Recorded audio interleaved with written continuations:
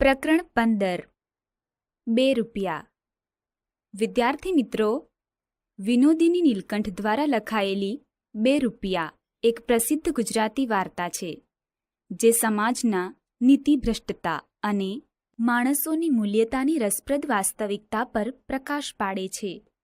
આ વાર્તામાં એક દીકરીની પ્રામાણિકતાની સરસ વાત છે.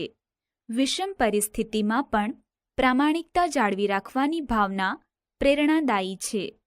આ વાર્તા એક એવી સુંદર રજૂઆત છે જેમાં પૈસાની મર્યાદાઓ અને જીવનમાં તેની અસર વિશે ચર્ચા કરવામાં આવી છે. બાલારામ અમદાવાદથી બહુ દૂર તો નથી, પણ રાત ત્યાં રોકાવું પડે એમ છે. માટે બધા એક શેતરંજી અને એક ટંકનું ભાથું તથા પાણી સાથે લેતા આવજો. આગગાડીમાં જવાનું છે.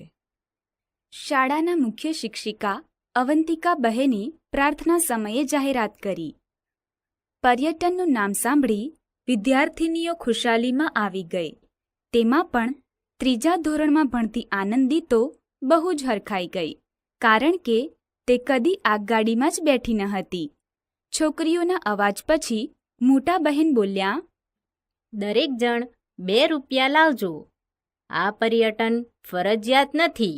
જેને ન આવવું હોય તે છોકરીઓને 2 દિવસ એટલે મંગળ અને બુધવારના દિવસે રજા મળશે. મંગળવારે સવારે નીકળવાનું છે. ₹2ની વાત સાંભળી આનંદીનું મોઢું પડી ગયું. તેની બા પાસે 2 આના પણ ભાગ્યે જ વધારાના રહેતા, તો ₹2ની વાત જ શું કરવી?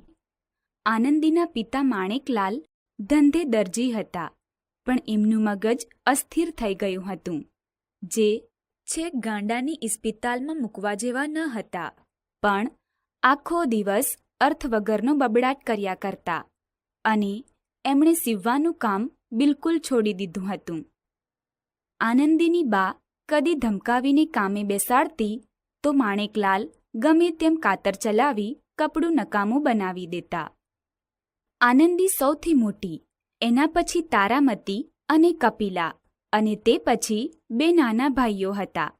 બાબુ 2 વર્ષનો અને બચુ 6 મહિનાનો જ હતો.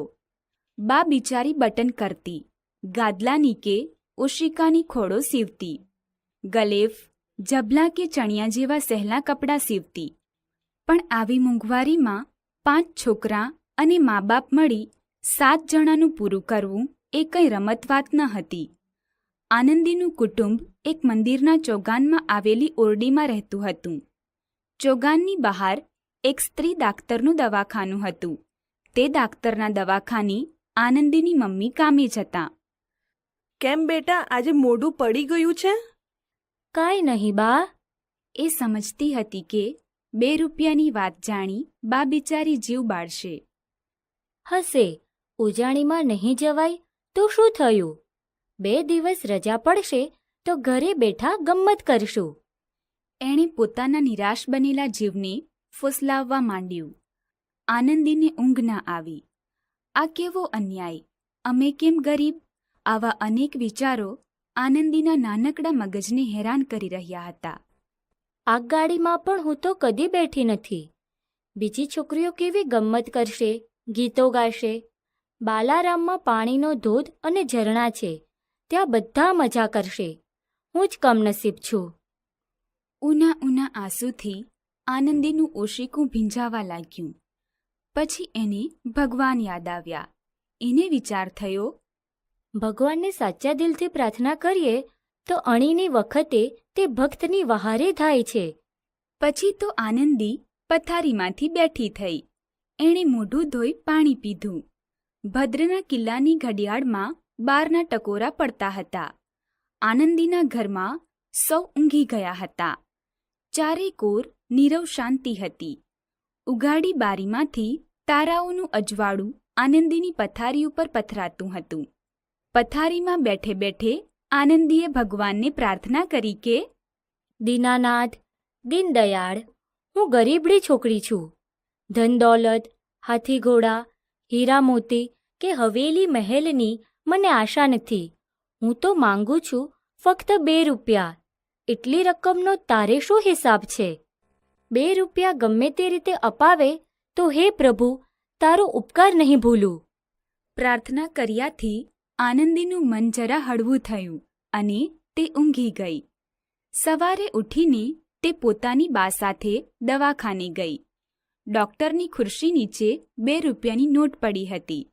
એ નોટ જોઈ આનંદી રાજી રાજી થઈ ગઈ. નક્કી આ નોટ ભગવાને જ મૂકી હશે. એણે મનમાં વિચાર કર્યો.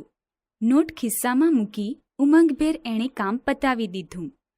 પાણીનું માટલું ભરવા નળ ઉપર ગઈ ત્યારે આનંદીના પિતા ત્યાં દાંતણ કરતા હતા. તેથી આનંદીને જરા થોભવું પડ્યું. શાંત ચિત્તે એ વિચારવા લાગી. ભગવાને નોટ મોકલી એમ હું કહું છું, પણ ખરેખર તો એ કોઈને જ પડી ગઈ હશે. ડૉક્ટરની હોય કે કદાચ કોઈ ગરીબ ગુરબાની પરાણે એકઠી કરેલી પૂંજીમાંની પણ નોટ હોય. મારાથી તે કેમ લેવાય? ઉજાણીએ જવાનું ન હોત તો હું કદી આ નોટ ખિસ્સામાં મૂકત ખરી? ચોરી કરીને ઉજાણીએ જવાય ખરું? ભગવાન કદી ચોરી કરાવે ખરો? ચોરી કરું તો ભગવાન જરૂર નારાજ થાય. બા જાણે તો કેટલી દુઃખી થાય. ઉજાણીએ નહીં જવાય તો કાંઈ નહીં. આનંદીના મગજમાં ગડમથલ ચાલી. માટલું ભરાઈને છલકાઈ જવા લાગ્યું, પણ એને ભાન જ નહીં. છેવટે ભાન આવતાં એ ડૉક્ટરના દવાખાને જઈ પાણિયારા ઉપર માટલું મૂક્યું. આનંદી, પેલી મંગુબાઈ હમણાં આવીને કહેતી હતી કે એની 2 રૂપિયાની નોટ ખોવાઈ ગઈ છે. તને જડી છે આનંદી? મંગુ બિચારી ગરીબ છે અને માંડ 2 રૂપિયા ઊભા કર્યા હતા. કોણ જાણે એ જૂઠે બોલતી હોય. આનંદીએ ખિસ્સામાંથી 2 રૂપિયાની નોટ કાઢી ડૉક્ટરના હાથમાં મૂકી. એની આંખમાં આંસુ આવી ગયા. તે જોઈ ડૉક્ટરને ખૂબ નવાઈ લાગી. કેમ રડે છે આનંદી? આનંદીથી ન રહેવાયું અને અથથી ઇતિ સુધી બધી હકીકત કહી સંભળાવી. ડૉક્ટરબાઈ બહુ દયાળુ હતા. એમણે પોતાનું પર્સ કાઢી અને 2 રૂપિયા કાઢી આપ્યા. તું સાચું બોલી, એનું ઇનામ. આનંદીના પગની પાંખો આવી. દોડતી દોડતી નિશાળે ગઈ. સૌથી પહેલી જઈને એણે ઉજાણીના 2 રૂપિયા મોટા બહેનને આપ્યા. કેમ આજે બહુ ખુશાલીમાં છે? આનંદીએ બધી હકીકત કહી સંભળાવી. આનંદીના ઘરની સ્થિતિનો ખ્યાલ મોટા બહેનને ન હતો. એમણે આનંદીનું નામ ત્યાર પછી માફી વિદ્યાર્થીની તરીકે દાખલ કર્યું અને ચોપડીઓ, નોટબુક વગેરે પોતાના ખર્ચે આપવાનું નક્કી કર્યું. બાલારામની ઉજાણી થઈ. સૌને ખૂબ જ ગમ્મત પડી.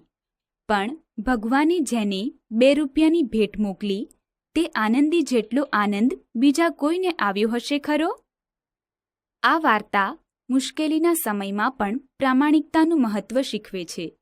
મુશ્કેલ સંજોગોનો સામનો કરવા છતાં આનંદીએ પ્રામાણિક રહેવાનું પસંદ કર્યું અને ડૉક્ટરને પૈસા પરત કર્યા, જે આખરે અણધાર્યા આશીર્વાદ તરફ દોરી ગયા.